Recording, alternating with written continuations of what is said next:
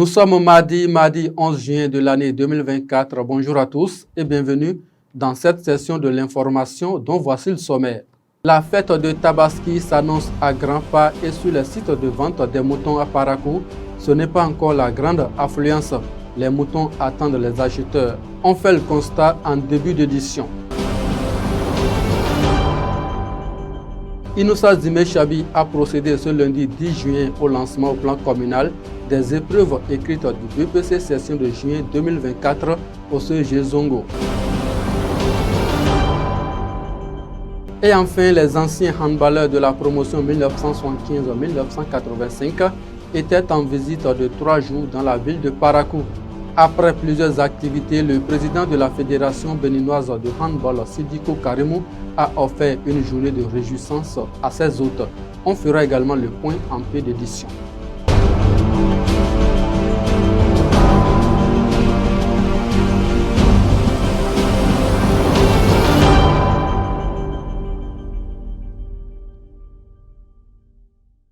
À nouveau, bonjour.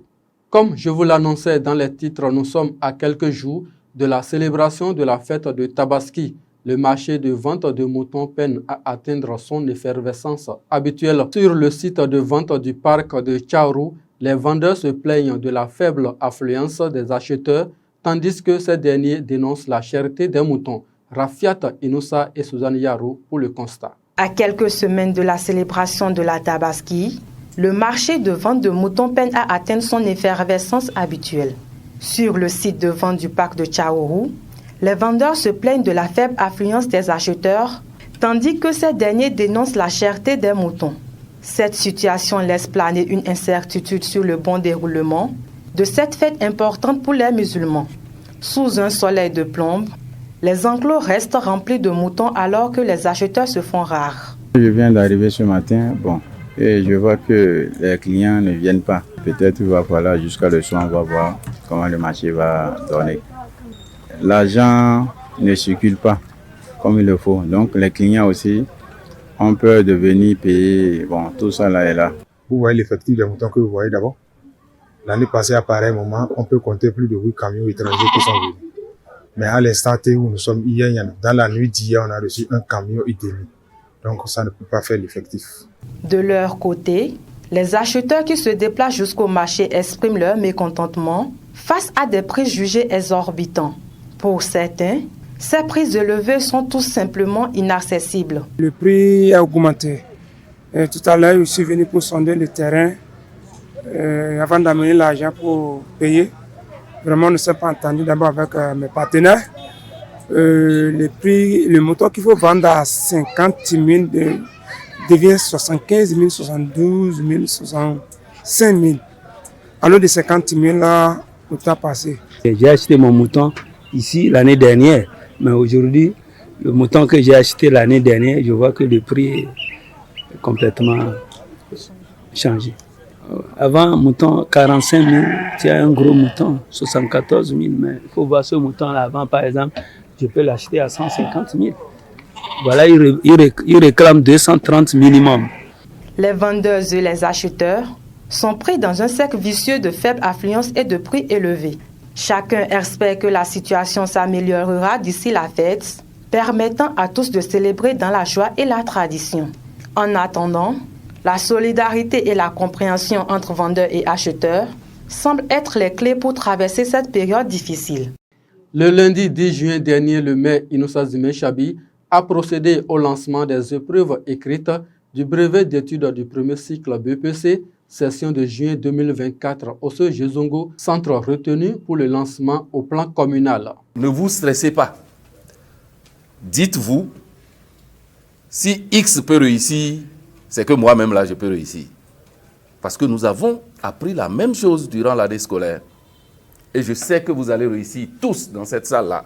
Lorsqu'on va donner les résultats, vous allez dire, le maire l'avait dit, on est tous admis dans notre salle. D'accord? Du courage à vous et bonne chance.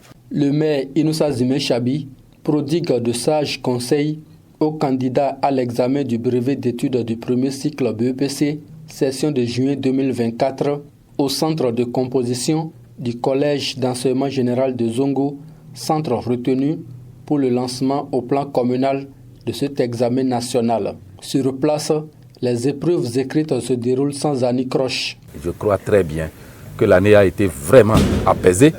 Il n'y a pas eu de grève, rien, il n'y a pas eu de perturbation. Ils ont eu au moins 8 mois de cours et avec les évaluations qui ont été régulières. C'est normal et c'est ce qui doit être. Aujourd'hui, nous devrons plutôt pouvoir espérer un bon résultat. Et en ce qui concerne Parakou, notre souhait le plus ardent est que nous soyons au niveau du peloton de tête. Au total, 655 candidats, dont 358 filles et 297 garçons, sont inscrits dans ce centre de composition reparti dans 22 salles. Nous avons un total de 655 candidats, dont 358 filles et 297 garçons.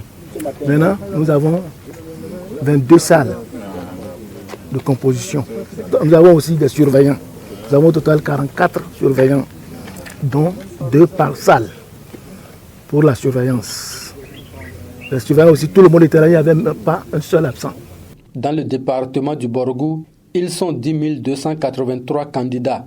Et selon la nouvelle réforme, tous les candidats vont composer en PCT et espagnol ou allemand. Comme nouvelle réforme que vous connaissez, les candidats sont répartis à partir du mercredi à 10h, de 10h à midi, entre l'espagnol ou l'allemand. Comme je vous l'ai dit, la nouvelle réforme, tout le monde compose en PCT. Donc les 10 283 candidats composeront en PCT. Il faut préciser que le lancement au plan départemental a eu lieu à Sinandé par le préfet du Borgou, Djibril Maman Sissé. Démarré ce matin, la phase écrite de cet examen national prend fin le mercredi 12 juin prochain à 12h. L'amicale des anciens handballeurs de la promotion 1975-1985 était en visite de 3 jours à Parakou. Plusieurs activités ont meublé leur séjour dans la cité des Koborou. Le dimanche dernier, Sidiko Karimou a offert une journée de réjouissance à ses hôtes. Le point dans cet élément.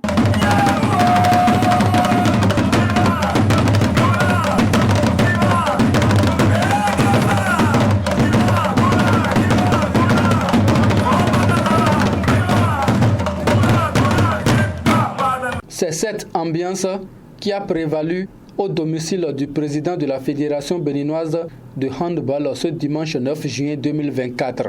C'est à l'occasion de la journée de réjouissance qu'il a offert à la délégation de l'amicale des anciens handballeurs de la promotion 1975-1985 qui séjourne avec lui depuis 3 jours à Parakou.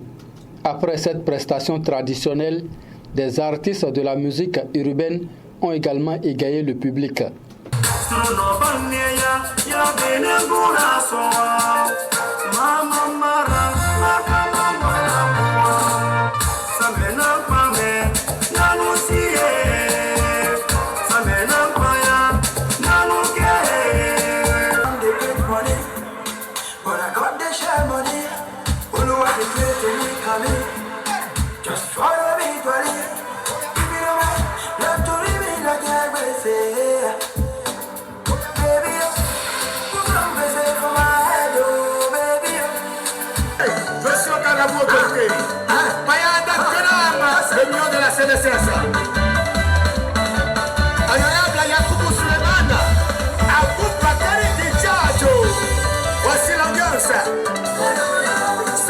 Ces 3 jours passés ensemble ont permis à Sidiko Karimou d'apprendre une fois encore de la part de ces anciennes gloires du handball béninois. Lorsque vous êtes béni et chanceux d'avoir des gardiens du temple, des gens qui sont prêts à prendre des coups pour vous, même sans savoir ce qui s'est passé, je ne suis pas sûr que vous puissiez vous amuser à ne pas les déifier s'il le faut, à ne pas les mettre à un niveau où ils méritent d'être. 3 jours hors de Cotonou, c'est l'occasion de les avoir pour nous, d'en bénéficier, d'en jouir, d'en tirer tout le meilleur. Parce qu'il faut le dire, c'est des gens aux côtés de qui nous apprenons chaque jour. Le président de la Confédération africaine du handball s'est réjoui de cette initiative qui, selon lui, va étoffer la dynamique imposée par Sidikou Karimou dans le handball béninois. Aujourd'hui, nous avons une nouvelle génération à la tête de la Fédération béninoise de handball. Je ne veux pas me permettre d'établir un bilan. Tout est visible. Je pense que on a tout intérêt, n'est-ce pas, à suivre.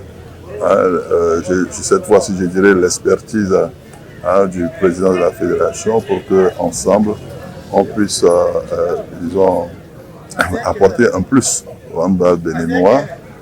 Il faut rappeler que plusieurs activités ont meublé ces 3 jours de séjour dans la cité de Koboro. Une visite au maire Inoussa Zime Chabi, au roi Akbaki Gobi Nyese de Parakou, une visite de courtoisie à l'honorable Charles Toko et une visite à la ferme KDK. Les jeunes handballeurs du centre des activités sportives ont reçu des jeux de maillots et de ballons de la part de l'amicale des anciens handballeurs de la promotion 1975-1985.